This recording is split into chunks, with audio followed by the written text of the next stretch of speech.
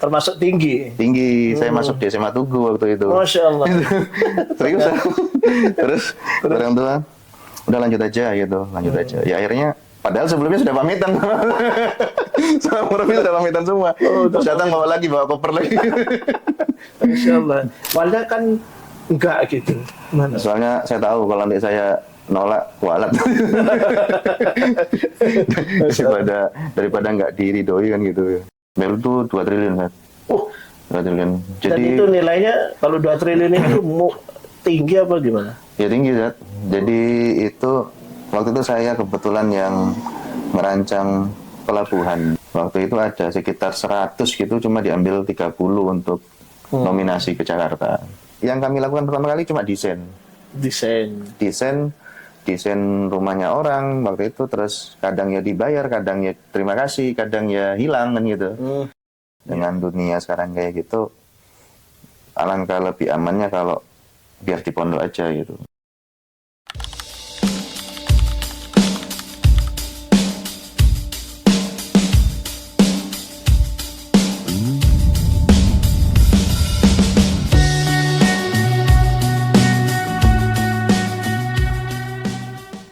Bismillahirrahmanirrahim. Assalamualaikum warahmatullahi wabarakatuh. Alhamdulillah untuk edisi Gerebek Alumni kita edisi pertama ini kita akan datang ke Ananda Arif Budianto. Jadi 6 tahun di Ar-Rahmah, yaitu di SMP Ar-Rahmah 3 tahun, lalu kemudian di SMA juga 3 tahun. Selesai di SMA 2003.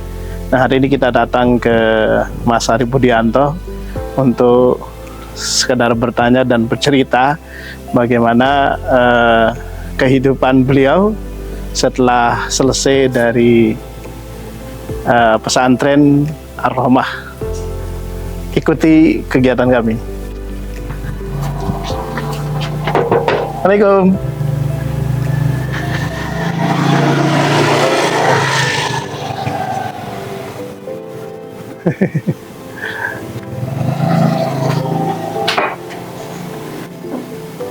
Assalamualaikum Mas Arif, sehat ya? Masya Allah.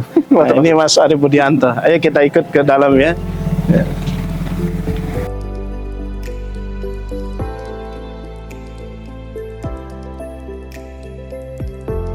Assalamualaikum warahmatullahi wabarakatuh. Yang pertama terima kasih banyak Ustadz sudah hadir di kediaman saya.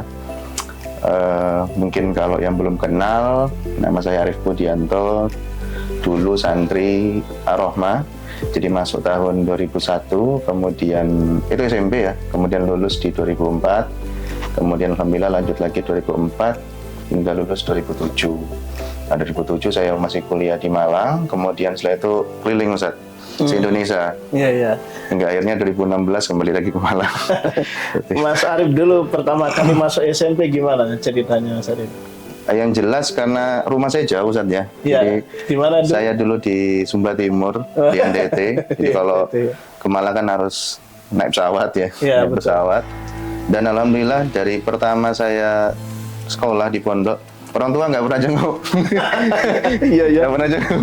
Jadi saya SMP masuk itu jenguknya orang tua itu malah saat saya wisuda kuliah. Masya Allah. Gitu. Jadi orang tua tidak pernah. Iya, karena memang jaraknya jauh ya dan transportasi dulu juga. Waktu berangkat pertama kali sama siapa Mas Arif? Sama orang tua. Orang tua. Iya. Yang pertama sama orang tua. Sama orang tua ya sudah itu udah pertama terus sudah tidak datang lagi. Jadi datangnya waktu jemput pas wisuda pas kuliah. Iya, gimana perasaan Mas Arif jauh dari orang tua pada waktu itu masih SMP ya? SMP, jadi ya yang jelas kan namanya masih kecil ya, baru lulus SD, ya sedih juga. Terus cuma memang saya sering pulang juga kalau pas libur Ramadan itu kan pulang. Jadi pulang itu orang tua mesti kasih nasihat, ya ini nanti buat kebaikanmu sendiri gitu. Masya Allah, jadi orang tua selalu berpesan ini buat kebaikannya kamu. Ya dan alhamdulillah ya sekarang saya menikmati itu gitu, sudah merasakan itu. Jadi setelah dari SMP dulu memang Mas Arif ini sudah langsung niat ke SMA. Sebenarnya enggak. Gimana kan ceritanya kok bisa jatuh pilihannya di SMA? Malah jujur. Jatuh ke pilihannya ke SMA Ar-Rahmah kembali gitu. Ini jadi sebenarnya jujur ya Sat ya, dulu itu pinginnya sekolahnya di SMA negeri. Di Terus negeri gitu kan, terus habis itu bapak suruh pulang dulu, diskusi di rumah. Akhirnya Ya, pulang, terus? dijelaskan apa nggak sebaiknya lanjut di situ gitu loh. Masya Allah. Dengan lingkungan yang baik seperti itu, apa nggak lanjut di situ. Akhirnya Masya Allah. ya sudah, saya ngikut aja gitu. Iya. Ngikut, dan alhamdulillah dengan kita di pondok pun sebenarnya tidak kalah ya kalau mau bersaing menurut saya ya. Iya, betul. Jadi waktu saya lulus bisa masuk di kampus negeri, bisa mengikuti kuliah macam-macam itu, dan ketika kerja pun karena saya kerjanya di dunia konstruksi waktu itu harus pindah dari satu tempat ke tempat yang lain, Ya. dan itu menuntut kita bagaimana benar-benar disiplin, ya itu saya rasakan betul manfaatnya waktu di pondok itu. Ya, jadi Mas Arief ini saya lihat ya, ternyata memang apa yang dikatakan orang tua itu mesti diikuti ya. Iya, soalnya orang tua saya keras sih. Jadi teman-teman kalau yang mondok itu jangan khawatir ya. Kalau Iya, mengikuti orang tua itu insya Allah Iya, di masa yang akan datang pasti akan berbuah manis ya. betul. Jadi kan SMP konsultasi dulu, padahal pinginnya kan enggak di sekolah, tapi begitu pulang, maksud saya enggak di Ar-Rahmah SMA-nya, tapi iya. begitu pulang konsultasi orang tua bilang udah Iya. lanjutkan aja di sana. Padahal udah janjian Ustaz, sama teman-teman SMP dulu. Nanti Udah masuk janjian. di SMA sini ya, SMA sini Iya, gitu udah kan. janjian gitu ya? Nah, dan kebetulan kan dulu kalau nggak salah masih sistem Danam ya. Ya, 3 dalam- mata ya, pelajaran betul. itu Termasuk tinggi. tinggi. Saya masuk di SMA Tugu waktu itu. Masya Allah. Serius. Terus orang tua udah lanjut aja gitu, lanjut aja. Ya akhirnya padahal sebelumnya sudah pamitan sama Murfi, sudah pamitan semua. Terus datang bawa koper lagi. Masya Allah. Jadi memang luar biasa pesannya orang tua ya. Iya. Jadi yang diikuti Mas Arief itu bahwa orang tua memesankan sudah di sana lanjut karena sudah bagus apa lingkungannya ya, Iya. lingkungannya. Tapi Mas Arief kalau itu langsung menerima gitu. Gimana menyiapkan hati seperti itu, Mas? Ya. Kok bisa langsung menerima keputusan orang tua, ya lanjut gitu. Padahal awalnya kan enggak gitu. Mana? Soalnya saya tahu kalau nanti saya nolak walat daripada nggak diridoi kan gitu. Masya Allah. Jadi redonya orang tua memang Ya. betul dipegang ya sama Mas Arief. Mas Arief setelah itu kan 2007 saya lulus. 2007 selesai SMA. Terus waktu itu gimana ceritanya masuk kuliah itu? Jadi waktu itu saya bingung sebenarnya Ustaz mau kuliah di mana ya. Terus? Maksudnya jurusan apa gitu. Terus karena ada beberapa input dari sepupu ya, ponakannya bapak yang kebetulan berkecimpung di dunia teknik, di arsitek, kemudian di teknik sipil. Terus karena dulu kan sistem kita ngisi formulir itu kan masih manual kan. Jadi Iya, saya iya, ngambil di kampus UM itu, ambil formulir di UM, terus saya ngisi gitu. Terus teman-teman nanya, Rif, ngambil apa? Bingung nih ngisi apa? Yang bagus apa ya? Gitu. Ada pilihan teknik tuh. Iya. Saya ngambil teknik sipil aja deh. Iya. Gitu. Terus Teknik sipil di Brawijaya, alhamdulillah keterima. Iya. Itu keterima. Nah, pas kuliah itu kira-kira kiatnya biar bisa sukses di kuliah itu apa, Mas Arief? Yang jelas yang pertama jangan minder sih, jangan minder karena sama saja kok teman-teman juga, bahkan Iya. saya ketemu temen yang dulu sama-sama ikut les itu, jadi kan kita di Ar-Rahmah dulu kan ada les ya, Iya, betul, les ada ya, les ya. kita sama-sama bimbingan belajar, teman sekelas juga, akhirnya ketemu lagi waktu kuliah sekelas juga, gitu. Dan saya pikir nggak ada yang itu sih, nggak usah minder karena toh kita bisa bersaing juga. Iya. Dan alhamdulillah saya termasuk seangkatan itu, dari teman-teman seangkatan saya itu termasuk yang lulus pertama. Masya Allah, itu apa kuncinya? Kok bisa apa itu? Bisa kuliahnya itu? Jujur saya waktu kuliah pertama itu malah enggak bagus nilainya, Ustaz. jadi pertama saya kuliah itu waktu awal semester itu malah IPK saya di bawah 3. Oh, di bawah 3. 2,75 saya Masya ingat. Allah ya, itu teknik bermasalah kalau dari Iya, terus semester 2 malah turun lagi jadi 2,5. itu gara-garanya apa? Memang keteteran banget, Ustaz. Jadi kami kuliah di teknik sipil itu luar biasa, tugas, terus praktikum, Iya, ya kan, betul, ditambah lagi kami harus ikut semacam apa ya, krida namanya. Jadi kayak Iya, iya. itu luar biasa. Saya wah ini kalau dari dulu tidak dibiasakan dengan disiplin, ampun itu. Itu. Bahkan pernah satu ketika saya sudah beli makan pagi sarapan itu kok tahu-taunya lupa belum sama kan sudah sore gitu. Saya ngerjain tugas gitu. Iya, iya. Nah, cuma saya punya target waktu itu saat. Jadi saya harus lulus itu gimana cara minimal di atas 3 IPK saya. Saya bikin strategi lah, ngitung dengan mata kuliah ini bisa dapat nilai berapa dan seterusnya. Alhamdulillah lulusnya hampir 3,5 dan 3,5 tahun sudah selesai. enggak, hampir 3,5 IPK-nya waktu itu. Iya. Terus lulusnya 4 tahun kurang. 4 tahun kurang. Iya, berarti selesai kuliah di Politeknik Di Brawijaya. Brawijaya. Terus kemudian setelah lulus apa, Mas? Saya sambil nunggu wisuda sempat kerja di Dinas Pekerjaan Umum di Surabaya. Waktu itu outsourcing apa? Iya, ya semacam apa sih istilahnya? Kontrak. Kontrak lah. Berapa Sambil- tahun Mas Setahun, Zat. di apa itu namanya? Di Dinas Pekerjaan Umum. Terus? Sambil nunggu dari apa pembukaan di BUMN. Kerja langsung waktu dia? Iya, langsung. Langsung kerja di Surabaya, di PU ya? Dinas PU Pekerjaan Umum. Itu berapa tahun? Setahun, Zat. 1 tahun. Di waktu itu kos di mana? Di dekat ini, Masjid Al-Akbar. Oh. Di situ. Jadi ada ini apa namanya, semacam apa itu, mes ya? Oh, enggak, jadi kita ngekos sendiri. Ngekos sendiri. Sambil Setelah itu? saya nunggu wisuda. Oh, belum wisuda. Belum. Wisuda tahun berapa Mas Arif? 2012. 2012. Setelah itu? Saya pindah masuk ke BUMN Oh, di apa? di Adikarya gitu. Adikarya di Jakarta. Terus Nah, dari situ pindah-pindah proyek besar kemana saja itu? ke Jakarta, terus ke Riau, Heeh. Kalimantan sama Papua. Di Riau bangun apa Mas?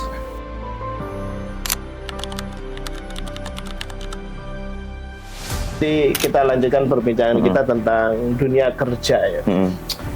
Kompetensi seorang santri ketika memasuki di dunia kerja itu seperti apa? Kalau yang saya rasakan sendiri ya, Sat, ya, itu karena saya kerja itu lama yang waktu saya kerja di BUMN dulu ya, itu kan strict sekali. Mulai jam kerja jam sekian, jam istirahat jam sekian, jam pulang jam sekian, pakaiannya harus bagaimana ya kan ya. Terus apa namanya, ketika ada target harus selesai sekarang, harus selesai sekarang. Nggak bisa ditunda sudah. Nah, situ penting banget tentang kedisiplinan dan manajemen waktu. Dan dulu kan sering saya terapkan waktu di pondok kan. Pondok kan ya luar biasa sekali kegiatannya ya, dari A sampai Z itu. Betul. Gimana pinter-pinternya kita bagi-bagi waktu, kapan harus belajar, kapan ngerjain PR, kapan makan, kapan sore itu harus bikin apa, mungkin ngerjain sesuatu, dan kapan nyuci kan gitu. Dan itu kemudian di dunia kerja sangat. Iya, padahal itu kan hal sederhana waktu di pondok ya. Tapi ketika di dunia kerja itu sangat penting kita mengelola itu. Masya Allah ya. Iya, terus kemudian berapa tahun di Adikarya? Apa tadi? Saya masuk 2012. Jadi waktu itu ada sekitar 1.000 orang. Jadi tesnya tuh di ITS. Terus? ITS kan punya namanya Bursa Karir. Ya, saya dari Malang ke Surabaya, tes itu ada waktu itu pendaftarnya 1.000. 1.000 orang. Dari 1.000 berapa yang keterima? 35. Ya Allah. Saya peringkat 2 gitu. Peringkat 2 malah jenengan. Iya. Akhirnya ditempatkan di mana? Di kantor pusat dulu, Jakarta. ke Jakarta dan Gundul, Zat. Kita masuk Gundul. Oh, kayak tentara ya? Iya, kayak tentara, betulan. Itu Gundul. Terus? Di training di Jakarta, kantor pusat di Jalan Pasar Minggu itu. Dari sana 3 bulan, terus ada keluar surat penugasan. Lemparlah ke Riau. Ke Riau, bangun mall. Bangun mall di sana. Jadi terus? Adikarya itu melalui anak perusahaannya kan beli mall ya. Iya, ya. Beli mall, terus kita besarkan di ini. Pekanbaru, dari Pekanbaru jalan lagi ke Duri. Berapa jam? 2 jam kalau nggak salah. Proyek terakhir di Adikarya di mana? Di Kalimantan. Di Kalimantan, mall juga? Nah, itu ada 2. Waktu itu saya ikut di jalan tol, Balikpapan Sepinggan, terus PLTU. PLTU itu 2 triliun kan? 2 triliun. Dan itu nilainya kalau 2 triliun itu tinggi apa gimana? Ya tinggi, Zat. Jadi itu waktu itu saya kebetulan yang merancang pelabuhan. Jadi PLTU itu kan port, kompleks ya. Ada pelabuhannya, terus ada gudang, terus macam-macam yang mengelola batu bara itu supaya sampai jadi listrik. Jadi outputnya tuh gimana nanti 2 kali 110 megawatt. Masya Allah, ya. Pelabuhannya tuh saya rancang gitu. Ya, jadi memang perkembangan pengetahuannya dinamis sekali ya. Jadi gini, gimana cara kita secepat mungkin ngupdate informasi gitu. Kayak di kerja gitu kan, desain kan ini ya gimana cara supaya bisa itu kita cari sendiri informasinya gitu. Iya, iya, betul. Gitu. Masya Allah ya. Terus selesai di Adikarya, Nah, terus selesai Adikarya, kemana lagi? saya ke Papua. Ke Papua? Iya, jadi waktu itu diajak sama, jadi saya memang berhenti waktu dari Adikarya, berhenti. Keluar ya, terus? Keluar, pingin mandiri lah bahasanya. Nah, terus diajak sama rekan, ayo kita bikin perusahaan, ikut project di Papua, di Manokwari. Terus Mas Arif dulu kalau tidak salah pernah ikut ini ya, lomba semacam yang diadakan Muamalah di apa? Oh, lomba Santripreneur. Gimana Bang ceritanya? Syariah Mandiri itu pialanya. Oh, Masya Allah. Yang bocor itu. Ada. Jadi itu ada info lomba memang. Jadi Bank Syariah Mandiri waktu itu ya, belum jadi BSI sekarang. Mengadakan semacam awarding lah dan apresiasi buat para santri yang juga melakukan praktik entrepreneurship gitu. Terus Menggunakan Santripreneur. Akhirnya saya nyoba daftar gitu kan, daftar dengan portofolio saya waktu itu berupa project yang di Manokwari itu. Iya. Nah, Terus waktu itu ada sekitar 100 gitu, cuma diambil 30 untuk nominasi ke Jakarta. Oh, akhirnya Kan ada tiga kategori, jadi boga, kemudian jasa, sama satunya ini pendidikan kalau tidak salah. Saya masuk peringkat 2 yang jasa. Nggak dapat piala itu di pojok itu. Ada. Masya Allah, itu dulu saya ingat waktu itu ke sekolah mau rekomendasi. Iya. Jadi perlu bukti beneran santri apa enggak kata. Harus ada ini. Kalau nggak ada surat pengantarnya dari Pak Kiainya nggak boleh. Iya. Nah, setelah itu mendirikan perusahaan? Ya, terakhir itu Sandana Construction. Jadi kan sudah berpetualang di berbagai macam instansi untuk bekerja secaranya teknik ya. Iya. Terus kok bisa berpikiran untuk mendirikan Sandana Group gimana ceritanya? Jadi saya waktu itu punya sederhana sebenarnya, punya mimpi lah. Saya pengen punya perusahaan itu yang mana perusahaan ini larinya kencang dan mengalir terus lah bahasanya ya. Makanya akhirnya namanya Sandana itu sebenarnya itu, maknanya itu. Jadi Sandana itu kalau tanya ke ChatGPT gitu, itu katanya udah perangnya raja yang meluncurnya kencang. Oh, yang larinya kencang. Larinya kencang gitu, itu Sandana. Nah, waktu itu tanpa modal, Ustaz. Jadi modalnya Sandana cuma sebuah laptop. Laptop yang saya beli terakhir waktu masih kerja di Kalimantan itu. Masya Allah. Laptop bersejarah ya? Iya, dan itu masih ada. Nanti kalau Sandana mudah-mudahan kalau punya kantor yang besar tak museumkan itu. Terus gimana itu? Itu yang kami lakukan pertama kali cuma desain rumahnya orang waktu itu, terus kadang ya dibayar, kadang ya terima kasih, kadang ya hilang kan gitu. Gitu. Hingga akhirnya satu ketika teman saya yang kebetulan dulu tinggal satu mes ya di Jakarta waktu sama-sama training di Karya dulu itu tadi beli rumah di Malang, tapi kecil gitu. Terus mau dibesarkan di lantai 2. Dia bilang, bro, aku nggak percaya orang lain, kamu aja yang kerjakan. Nah, itu awal mula Sandana menjadi kontraktor di situ. Oh gitu, terus? Nah, dari situ kerjakan, berhasil. Akhirnya dia cerita ke temennya, terus berlanjut. Ya, alhamdulillah sampai sekarang. Oh, Masya Allah. Seperti itu 2000, saya ingat 2018an lah. Iya. Itu. Jadi dalam perjalanan awalnya itu Sandana itu memang diperuntukkan memang konstruksi rumah. Ya, itu sebenarnya enggak juga, Zat. Jadi memulainya emang dari situ, dari kecil itu dulu. Terus kemudian? Dan sekarang sudah merambah ke gudang. Misalkan jadi proyek kami sekarang ini gudang di Pakis itu. Terus ada portofolio kami di Surabaya juga, itu rumah mewah. Terus di Probolinggo juga ada. Di Probolinggo di mana? Perumahan juga? Jadi Probolinggo ini ceritanya unik, Ustaz. Iya benar. Jadi klien ini nggak pernah ketemu karena beliau juga kerja di luar negeri, dan beliau masya Allah baik banget ya orangnya. Kerja di Abu Dhabi itu beliau. Oh, Abu Dhabi ya. Terus? Nggak pernah ketemu. tiba-tiba kontaknya adminnya Sandana, kebetulan waktu itu HP-nya saya bawa. Saya bawa ke rumah gitu. Terus? Kontak, tanya-tanya kalau mau bangun kos-kosan waktu itu di Probolinggo tuh gimana? Bisa, saya bilang. Karena saya cerita diskusi, terus beliau bilang, karena waktu itu masih di bulan Juni kalau nggak salah ya. Iya, betul. Dan kita eksekusinya masih di Oktober. Iya. Tapi beliau bilang gini, Mas Arif, sebagai tanda serius saya transfer uang 10 juta ya.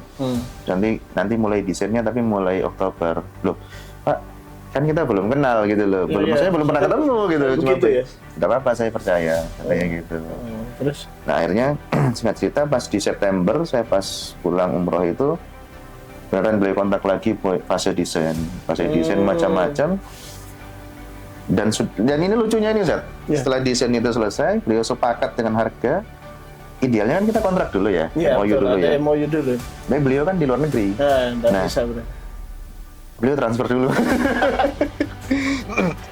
dulu. Iya. Terus akhirnya kaget saya Zat. Pak, kok sudah ditransfer sekian ratus juta ini, gimana? Nggak apa-apa Mas, nanti MOU-nya sama ibu sama istrinya. Terus. Nah, di sini akhirnya saya belajar satu hal, trust itu penting banget dalam bisnis. Kepercayaan. Gitu. Iya. Jadi belum pernah ketemu sama sekali Pak sama beliau. Dia langsung percaya itu dari mana dia? Makanya itu saya juga bingung. Ya mungkin dari percakapan kita ya, by WA macam. Bahkan beliaunya awalnya kan cerita nanti kalau MOU kita di notaris. Karena beliau pernah ditipu ceritanya ya. Awalnya begitu.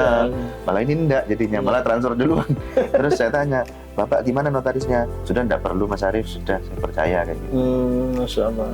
Dan sudah pernah ketemu dengan orangnya? Nah setelah MOU itu, selang sekian bulan kami sudah mulai, baru beliau datang pas libur, baru ketemu di sana? Di lokasi, iya, di proyek itu.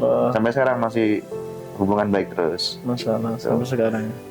Jadi sekarang memang merambah ke gudang kemana macam-macam. Jadi kalau dulu kami fokusnya ke lebih ke rumah. Cuma sekarang saya sudah mengubah arahnya Sandana menjadi general kontraktor.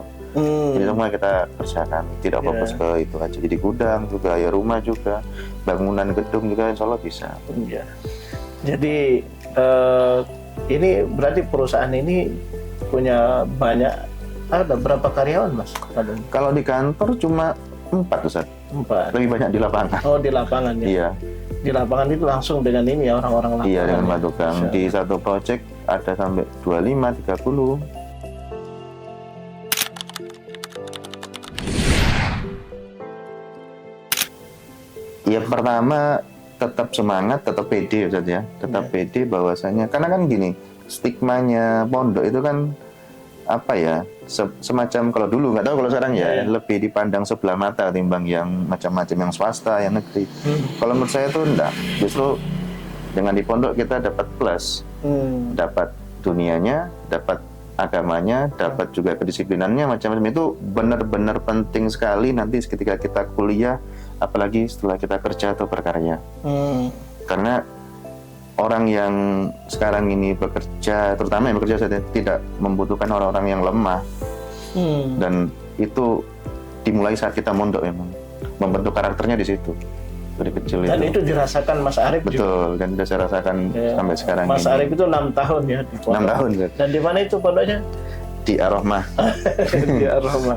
Jadi 6 tahun Ar-Rahmah Boarding School. Dan alhamdulillah Mas Arif, semoga Allah senantiasa memberkahi dan melindungi antum sekeluarga ya. Jadi mudah-mudahan usahanya lancar dan bisa nanti berbagi cerita lagi di lain waktu bersama teman-teman. Jadi seorang anak santri yang saat ini menjadi seorang yang bergerak di bidang konstruksi ya. Iya.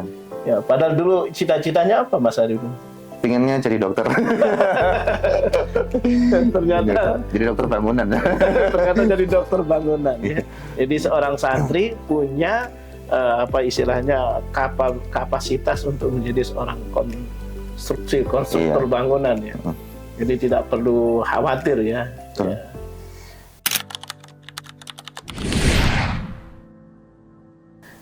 Apa pesannya? Saya sendiri sudah mewacanakan anak saya, kan saya pondokin juga sebenarnya itu. Karena ya takut ya juga Ustadz ya dengan dunia sekarang kayak gitu. Alangkah lebih amannya kalau biar di pondok aja gitu. Memang mungkin sebagai ya karena saya merasakan jadi orang tua juga ya, Iya. pasti kan sedih gitu kan ya. Iya. Kadang saya juga mikir kok anak saya kok besarnya kok cepat gitu.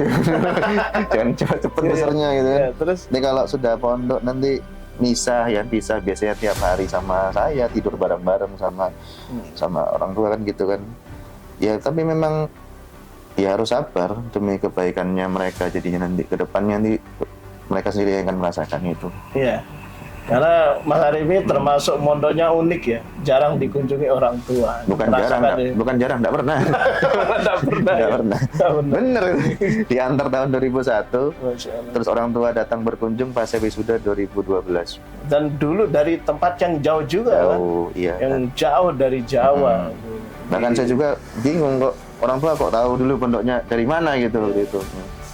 Tapi intinya tadi itu apa? Ketika mondok itu nurut sama apa? Iya, jadi ya berbakti lah sama orang tua, Zat, itu Ya. kuncinya. Bakti sama orang tua. Ya memang saya tuh tahu Zat, jadi ketika nelpon kan dulu kan zaman masih wartel ya. Iya betul. Belum ada HP kan gitu. Iya. Tiap nelpon mesti mama kan, saya manggil mama ya, mama sama Iya. papa. Mesti nangis gitu. Dan saya Yang ingat nangis siapa? Mas Arif apa Mama? ya mama, saya juga ikut nangis. Gitu. Terus gimana? Saya tuh ingat betul waktu liburan, jadi setelah kan saya itu kan gemuk Zat. Iya betul Bulat gitu. bulat. Terus libur pertama kali waktu Ramadan saya pulang, Iya. itu sudah kurus, tinggi kurus, Oh, kaget Mama.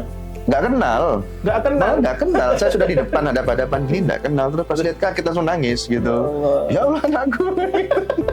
Yang dulunya bulat jadi Iya, ramping jadi gitu. ramping gitu, kaget gitu. Itu SMP kelas berapa itu? Kelas 2 Kelas 2 ya? saya pulang. Sudah langsung. Kaget waktu itu. Iya.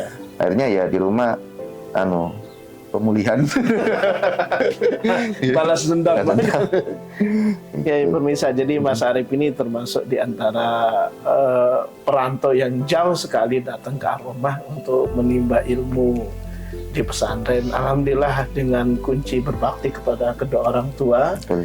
dan memang kuncinya menurut sama orang tua. Iya. Jadi pernah seperti pada umumnya anak remaja pingin sekolah di tempat lain sesuai pilihannya, tapi ketika orang tua sudah bilang kamu harus di sini, ya alhamdulillah dituruti. Dan alhamdulillah saya lihat perkembangan karir Mas Arif ini luar biasa.